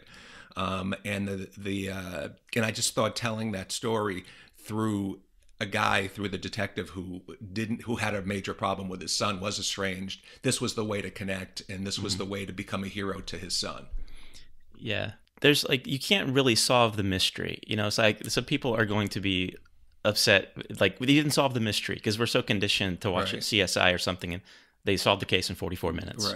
Right. So it has to be a little bit about something on top of that, like that meta level of the relationships. It made me think, like, there's a certain time when you're young and you see Superman as a father figure. At a certain point, you reach the age where you're about the age of Superman, and you wonder, am I doing everything right? Am I living up to what I should be doing? And there's a certain point where you're older than Superman, or you say, what have I done with my life, right? And I think you have all three stages. You have that kid, and you have George Reeves sort of growing out of that at the end of it. So I think it kind of hits all three life stages in this film. Yeah, and that's true. I try to do that, and he was obviously growing out of the role physically, was always out of the role mentally, and it's sort of like, what do you do next? And I personally, I think he shot himself. I think he did commit suicide, and I think that he just never was able to get kind of past that hump of, what do I do? What's my next move here? It's just, he was typecast, but, so was Adam West typecast, so was John Connery typecast. Yeah. It's sort of like, if I could go back and talk to him, it's like, just hang in there, man, you'll be like huge in 20 years, Right. But yeah, that was what I was trying to attempt there. It reminds me of this joke from Dave Attell. He says, I always thought my dad was Superman until I found out he was just a drunk in a cape. Sometimes your illusions are shattered, of what it's like to be an adult. And I think you have the detective's also struggling with being an adult, right? There's this duality between him and George Reeves. They're both trying to find out like what their lives are about, what to do next, right? How to be meaningful, right? Exactly. And I think that in the beginning, the detective is he's just one of those film noir characters where he's just a lowlife, and he's always been sort of scratching just to survive, and he's screwed up his marriage, and he's kind of screwed up his relationship with his kid, and he takes this case purely for the money. And sort of the more he gets involved with the facts, and the more he learns, and the more his son, he sees the effect on his son, it just becomes more of a challenge for him to find out what really happened. And he does go through that maturation process. He grows, and he wants to be somebody better for his kid, for his son. And he realized, here's a guy, George Reeves, who was, just did not like his job, didn't like being typecast, didn't like have to walk around in a stupid costume. And yet he was able to suck it up when he needed to and be Superman when he needed to. It's hard to be Superman all the time. Yeah, right. But there were some there were some mini wars with the studio on the script where I had much more of the George Reeves character, where you saw that conflict. He did a show because he made a lot of personal appearances. He made a personal appearance with the whole cast, and he found out when he got to the place that it was segregated. And he refused to do it. All the black kids were like in the back, and all the white kids were in the front. And he said, screw this, I'm not going to do it. And they ended up doing a signing basically in the parking lot, outside the place. And he was, afterwards he was in the car and because they obviously were driving themselves. It wasn't like, limousines and the high life. And they were leaving, and he was tired. It's like the last thing he wanted to do was see another kid. And he passes by a hospital, and he sees it's a cancer hospital, and there's he sees kids in the window and stuff. And you cut to a scene, you cut where he's back in costume, and these kids are freaking out and climbing all over him.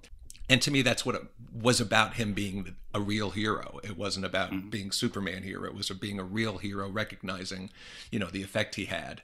And I think that's something the detective comes to realize and comes to sort of look at in his own life, and he needs to be a little bit more like that. Wow. So I think it's interesting that the first time you see George Reeves and Ben Affleck in the film, he's in the morgue, he's on a table, which is kind of a shock in a way to see the introduction of a dead body that way. That was a really interesting choice. Dennis, how did you feel about Affleck playing George Reeves? Because we just got done watching some Adventures of Superman. Did you like that? Yeah, it was very interesting to see, especially after discussing Batman v Superman for so long, to see Batman play George Reeves playing Superman, and then dating Superman's mom from Diane Lane was really, that was very edible and interesting. Yeah, you'd think there would have been more made of that, people picking up on that. But I read it a few times, but it's but that was just such an incestuous sort of relationship. that was the oddest thing to me coming into this. But yeah, I thought that he did a great job. I mean, it's hard to fully be another actor acting, but I think that Ben Affleck did a convincing job of being George Reeves being Superman. Yeah, I thought all the acting actually was terrific and spot on. I thought he did a great job. Do you know who else was considered while they were? You know exactly who was considered. Can you tell us that? Because that'd be interesting. Well, it's interesting. And this is just about the process of making movies and just how long and what a miracle it is when any movie actually gets made. At the start, I had what's called a package. It was basically I was going to go into business with these directors called the Polish brothers, Mark and Michael Polish. I don't know if you're aware of them. They did a lot of indie movies. And I mean micro-budget indie movies. They were terrific. And this was supposed to be their first studio movie. And, I met with them and, they had a great take on how to do the movie and how to shoot it. And, we were all very excited about it. They wanted to have Kyle MacLachlan play George Reeves, and he's got the chin for it. Startling resemblance. Met with Kyle, and they shot a screen test with Kyle, and studio didn't go for it basically, and again with business decision. They just didn't think that he was a guy that was going to put people in the seats. That's actually why the Polish brothers ended up not directing the movie, because of that choice. But Hugh Jackman was considered. Matt Damon was considered. I'm trying to remember. That was a long time ago. But those were the four I remember. Okay. Ben was actually always on the list. I mean, he was sort of from the first go round. Diane Lane was also right from the get go. Well, Ben Affleck's got the connection to that geek culture thing, being in Kevin Smith movies and the new, being the new Batman. So, I'm sure he had probably jumped at the chance to. Well, I think, and at the time, his career, I think he needed something serious and something that had a little bit of gravity to it. Yeah, I think he totally delivered. I thought he was terrific. It's interesting. That's sort of a parallel with his life and George Reeves at that point, right? Yeah. The things he'd done might have been not considered as serious roles, like being in Kevin Smith. Exactly right, and I think that's why we kind of thought that he would really kind of get that. In a way, maybe other actors wouldn't have gotten it. Yeah, there's so many extra layers to this movie, and that kind of stuff. That's fascinating. Yes. One of the other layers is Eddie Mannix, which is not a name I was familiar with until I saw Hail Caesar, the Coen Brothers film from last year, which is a film I really liked. It's kind of wacky, but he's playing. Josh Brolin in that film plays maybe a heightened version or sort of fictionalized version of Eddie Mannix. Yeah.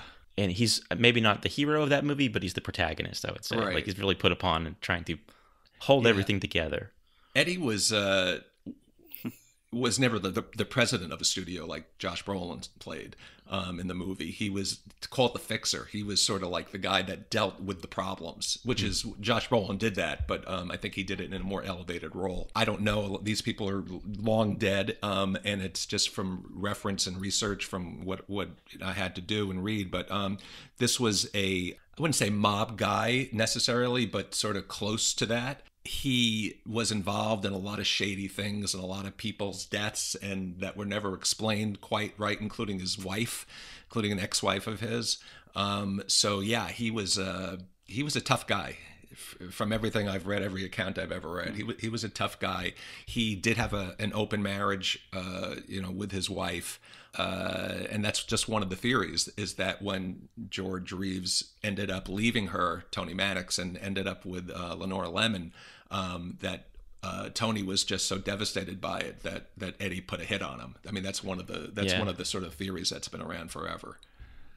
There's this podcast called You Must Remember This. Have you heard of that? It's basically about old Hollywood and some of the dark side of it. And I just listened to their episode on Eddie Mannix.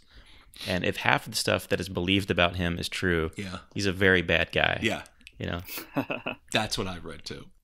But yeah, so the perception of Eddie Mannix, the suspicion of all these things really allowed to open up the case into something more than a suicide, right? There was a lot of... He creates a situation. Yeah, I mean, like I said, I mean, I did a ton of research, and I was a huge Superman fan. Like I said, from the very beginning, I bought one of his costumes at an auction. It went into a little bit of an obsession, maybe. But so I knew a lot of this story, and there have always been these three theories. One was that Eddie Mannix had him killed. One is that Lenora Lemon shot him, whether it was by accident or mistake, don't know, and that he committed suicide. Those are sort of always been the three major theories. And that's what, the script sort of like deals with, is each one of those theories as the detective comes across more evidence, leading him to think, okay, maybe it was this, and then it's, okay, maybe it's this, and, and then finally the suicide. Yeah. But yeah, Mannix was was certainly integral to two of those. Yeah, sort of larger than life character in both this and the Coen Brothers film. Yeah. I had a question. When he goes into audition, George Reeves, and he's reading the part of like one of the supporting characters. Did he really not know that he was not reading for Superman? No, I just made that up. Okay, figured that might be true. Well, he did think that no one would ever see this stuff, right? Yes, that was true. It was unbought. It was sort of they made all these episodes on spec where they didn't have a sponsor, but they did shoot them, and it sat on the shelf for a couple of years before Kellogg's picked it up. And back then, you needed a sponsor. One product basically would sponsor an entire series, and Kellogg's ended up paying the freight for it, and that's how it got on the air. But that was certainly something that could never have seen the light of day, and he probably at the time would have been just as happy as it didn't, but he needed the money, and and then it was a surprise when it did end up being bought and put on the air, and was a huge success, obviously. Yeah, still playing. So it was filmed in like 1949 and then released in 1951. Is that 51? I think was Mole Men, right? 51 was Mole Men. Yeah, they basically shot the movie, the Mole Men movie, and then they shot the episodes, and they broke the Mole Men into 2 episodes for that first season. They wanted to they figured if they put a feature film out first, they would have a better shot at selling the series. Okay. So I think I think it wasn't in the 40s. I think it was like 51, 52 was the Mole Men movie. Okay. But in any case, it sat on the shelf for like 2 years, right? Like he didn't think he was even going to work on that show. Right. There's a really heartbreaking scene where in between that, he's gone and acted in From Here to Eternity. Right. And goes to the premiere, and when he shows up, people are just shouting Superman lines at the screen. Yeah, that's, there's a couple of things in there that are sort of like anecdotal. I've read that was the case. I've also read that if you look at the script, which I really haven't done, but if you look at the script, you'll see there's only that one scene. It's not like he was ever in 5 scenes and they just cut him down to 1 or whatever. Again, it's what I've talked to so many different people that have so many different answers to that, and I don't know. I don't know if that really happened. Okay. It's like the scene where the little kid comes up to him with a loaded gun. Don't know if that's true. I've heard both sides. Sure. There was also a very similar scene in Unbreakable, the M. Night Shyamalan film. Have you seen that one? Yeah, I keep hearing about it. His own son thinks he's trying to convince his dad that he's indestructible, and basically holds a gun at him and says, if I shoot you, the bullet will bounce off. You won't be hurt. And then he has to talk him down. Right. So they may have gotten that from the stories about George Reeves too. I mean, they're out there. I mean, and it's a great story. I mean, it's just such a metaphor for him. Yeah. Also, actually, that scene in the script continued on, where he actually reaches for the gun and the gun goes off accidentally, and the bullet ricochets and hits a little girl in the audience, and it's about him running to help her. He sees her and to get her to an ambulance that's there, and everyone is yelling for him to fly. You know, and it's like it's just that, again, that conflict of I'm not him. Right. I'm not him, and it's it must have been very difficult for him. I think it's funny in the casting scene. The casting director says, "What's the worst that could happen? You could get the part." Right. And really, that was kind of the best and worst that could happen. Yeah, that's it's sad but true. Yeah. We've had a segment where we're talking about the Superman curse. So it's which seems to have started with George Reeves. It's. Right. The suicide, and there's a lot of other people who've been in Superman movies and played Superman who had difficulties after playing or being typecast and not being allowed to do anything else. Yeah. So. I know that's one of those. It's like Kennedy and Johnson. All those ridiculous different scenarios about the 2 different presidents. Well, Lincoln had a secretary named Kennedy, and Kennedy, or whatever it was. Yeah. So Dennis and I are big DC Comics fans and love all these Warner Brothers properties, but I know the film had a lot of trouble in what they could use. In fact, even the title had to be changed because it was too tied to Superman. Right. Yeah. It was originally titled Truth, Justice, and the American Way, which I thought worked on, a couple of levels. Sure. And they gave us, they wouldn't let us use the original main title music for the show, or the original main title opening of Superman. They wouldn't let us use the S in publicity. Like, we couldn't have it on the poster, we couldn't have it in any of the commercials. In fact, if you look at the commercials, even on YouTube, you'll see that it's whited out when instead of the S. And on his cape, they were protective. I think they were coming out with Superman Returns in the same year. And I think that they were overly protective. It's interesting, when we first started sending the script out, we got an immediate bite from David Fincher, and his first question was, can we use the S on the poster? Yeah. And it's like, I spoke to my attorneys and stuff, because it's like, in the beginning I was like, do I even bother writing this if they're gonna come after me and not let me do this? And there's this thing called fair use, because I wasn't writing a Superman movie, I was writing this story about a guy who happened to play Superman. But there was enough of that sort of legal wiggle room that I'm sure that we could have fought it, and won, but it's money and all the time, and Warner Brothers just, it's Warner Brothers, and this was Focus, and it was like, okay, we'll do that. But obviously in the movie we were able to use it. But even in the I remember even in the I think there was one scene in one of the trailers where he's got the newspaper after his death, and it said superhero instead of Superman, because they wouldn't even let us do that. Gosh. Yeah, they keep a tight rein on that Superman copyright. It's a big property. All right. It's arguably the most recognizable logo in the world. You could take that to any country, and I think people would know it. Absolutely. It's so ubiquitous that it's almost like public domain just by existing. It's almost like it, but it's not. Yeah, I know, not legally. I'm well aware of that.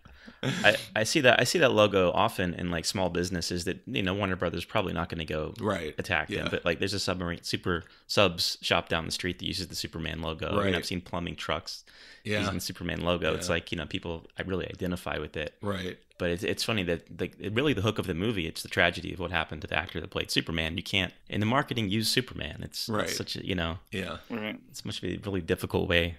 I'll get the DVD over there on the shelf, and you look at the cover, and it looks just like a film noir or detective mystery. Right. No evidence that it looks like, DC. Yeah.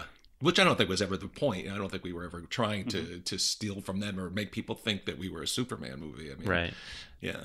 Right. One of the things he investigates is the brake fluid being drained from the car. Yeah, that was true. Do you think there was a real murder attempt in that case? He almost got killed. I mean, a couple of months before he died, and it was a car accident, and his brake fluid was gone. So whether that was coincidence or again, that goes back to is that an Eddie Maddox thing? Don't know, but it happened. And he was on all these painkillers, which some people think, again, was something that might have been an influence to, if he did commit suicide. Yeah. Yeah. Also, I don't know, is there really a George Reeves statue, or was there at the Chinese theater? No, that was made up. Okay. Because I Googled that, and all I found was links back to this movie. And I was like, I'd like to see that if it was real. No, it was, and I got into all sorts of trouble with blogs and people that have websites and stuff because, and I was trying to explain, it's not a documentary, Sure. It's still a movie, and it's still about, the essence of it. And, so not every single thing in this movie is real. One of the things I was almost certain you had made up was the name Lenore Lemon because of the double L. Right, yeah. That was real. It's like such a delicious coincidence, right. With Lois Lane, Alana Lang, Lori Lemaris. Right, that was pretty interesting. I agree. This is like a perfect little detail. Right. Also, I found what I thought was an Easter egg that you had put in there, but turned out to be real. And when Simo's going through these documents or newspaper clippings of some of the things that Mannix had been involved in, there's a victim named Paul Byrne. Right. And I was like, oh, that's cute. He put his name in there as an Easter egg. Right. This was the husband of Jean Harlow. Jean Harlow, right, of course. That's absolutely true. And again, Eddie Maddox was the fixer in that, where I think actually, I really did forget exactly how much we told about that in the final cut of the movie. But it was that was a suicide, they said also, I think, right? I think so. And there was some question whether he was shot also. And there was all this back and forth because of their relationship problems with Jean Harlow, and she was, the golden girl at MGM, and it's this guy was basically bringing down the brand of Jean Harlow, and then he ended up dead. And that was something else that was in the Eddie Mannix portfolio. Wow. It's funny that we're talking about protecting brands. I mean, literally the DC Superman brand versus MGM, trying to protect their brands. Right. It's interesting layer to that too. Later, when Simo sort of confronts Eddie Mannix in Mannix's office, I got a real Lex Luthor vibe from that. Like Clark Kent, like investigating, being called in front of this very powerful man. Oh, yeah. I got to admit, that did not occur to me. Okay. Finding things that weren't intended, but that was more of just sort of an Act 3 sort of thing that that's just where the story was leading, and it was just sort of like he had no proof, there's nothing he could do, and which Mannix knew. That's just that was just a case of the no-win situation for from Simo. I keep stumbling over Simo because in my head he's still this guy Moglio, Yeah. Yeah.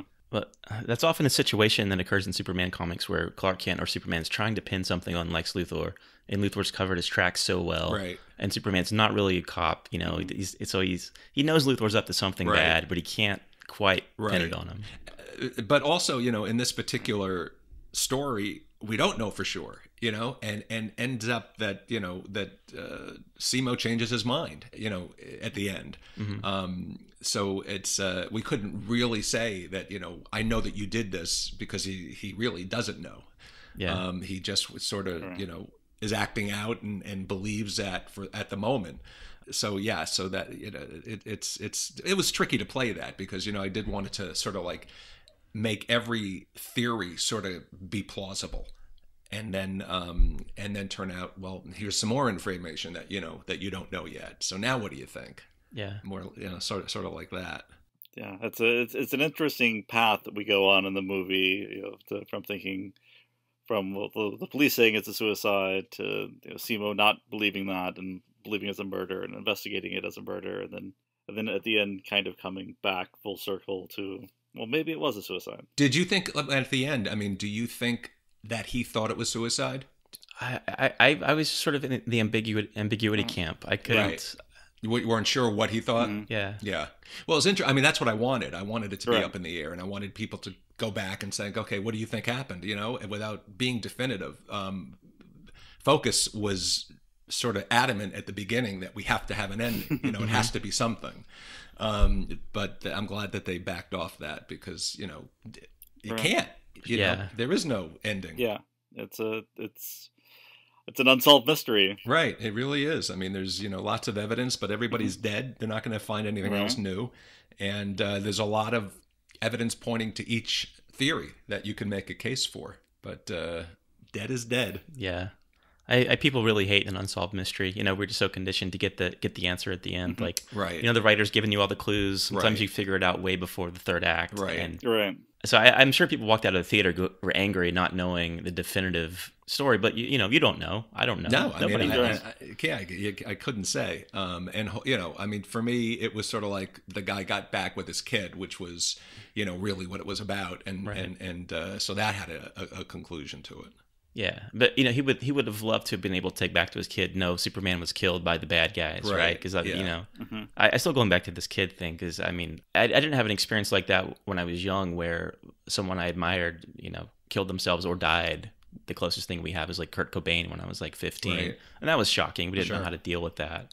This is years before JFK is assassinated, So I can't imagine, because as a teenager you more have the tools to deal with something like that, but as a kid, the kid's like what, 5, 6, I think. Yeah, that must be really difficult. So yeah, there's part of you that believes it's real, and obviously he had that feeling, and it's weird because it's like Santa Claus, kids, whether they believe, it's sort of like, if they really think about it, the guy's not going to really be able to deliver all these gifts all across the world, you know, and then it's, you know, how big is the bag going to be with the presents? Come on, you know, but it's, you know, you want to believe. And I think that when something violent especially happens so suddenly, it's just got to be the worst. I mean, I remember when I first heard about it, obviously I wasn't alive.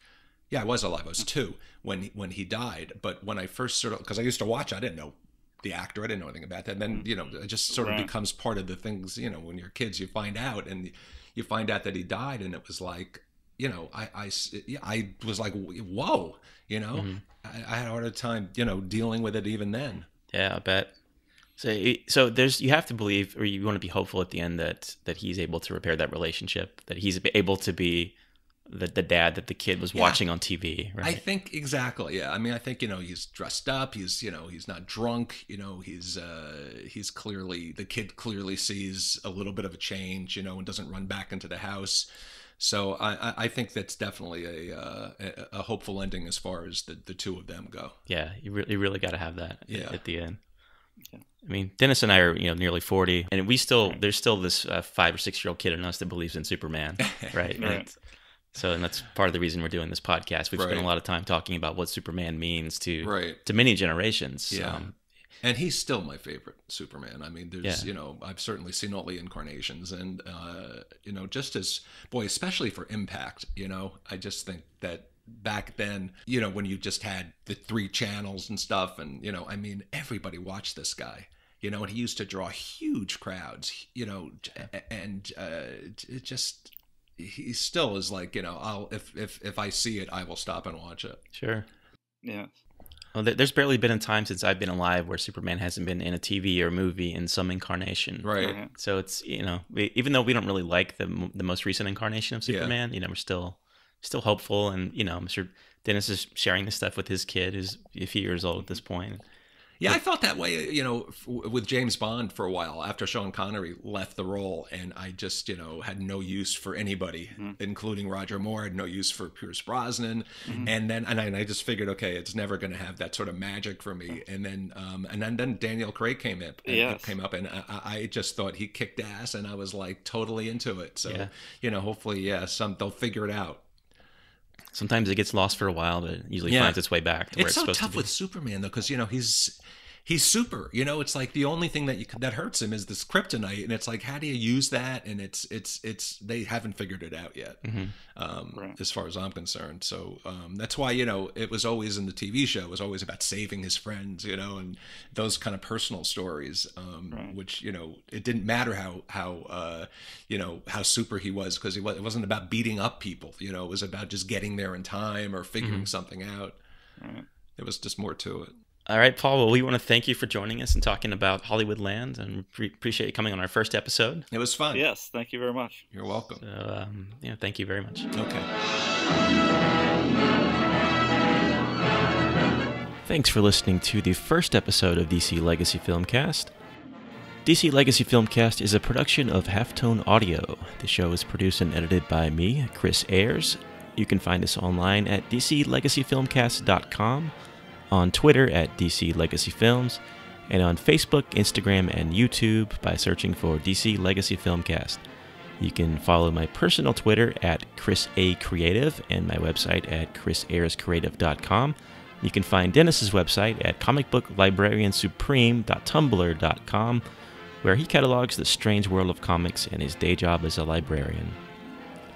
Thanks for listening, and we'll see you next time.